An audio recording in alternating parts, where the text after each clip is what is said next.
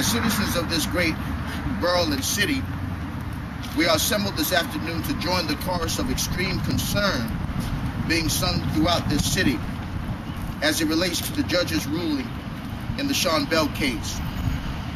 Make no mistake, our presence here today is not to be misconstrued as a blanket indictment on the police department of the city of New York. Without apology, we believe that communities are built and maintained in partnerships. The police department is a vital partner in ensuring the safety and security of the community.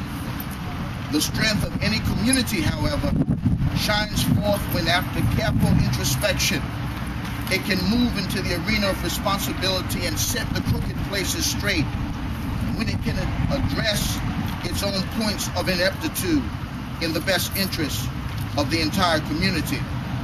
We gather today under a heavy cloud of disbelief and outrage this afternoon, because it does not seem to make sense to us that officers sworn to protect and serve us can fire over 50 bullets at a car whose occupants are completely unarmed. It does not make sense to us this afternoon that an officer can fully discharge his weapon, reload without assessing the situation, that's right, and commence firing again. That's right. That's right. Why even no justice, no peace. Why even our mayor initially commented that the officer's actions seemed to be excessive. The mayor was clearly correct yesterday when he observed that there are no winners in this situation. Sean Bell is dead. His parents have been traumatized, not only by Sean's untimely death, but also by a judicial system in serious need of reform.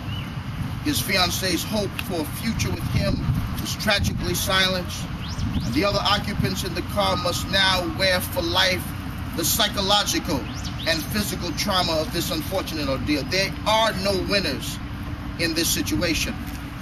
Justice took a heavy hit with the judge's ruling. And so to that end, we're calling for the following. Number one, a full-scale departmental investigation into the actions of these officers and whether those actions were consistent with police policy. If these officers fail to follow protocol, then they should lose their jobs just as Sean Bell has lost his life. That's right. That's Number right. two, that a federal investigation by the Department of Justice be commenced to ascertain if the civil rights of each victim has been violated. That's right.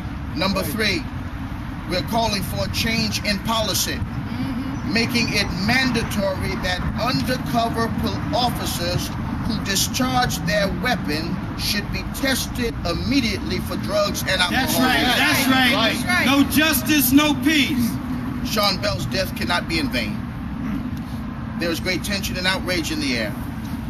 However, we cannot allow creative protests to be marred by senseless violence. We must make every effort to ascend the mountain of high moral ground, take a seat at the table of strategic mobilization for sustained and meaningful results.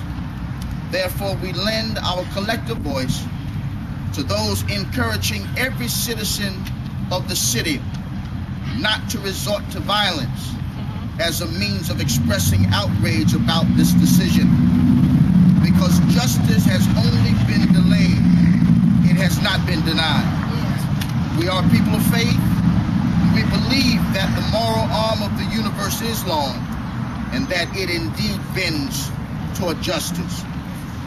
At this time, Mr. Ed Josey, Staten Island branch of the NAACP. No justice! No peace! No justice! No peace!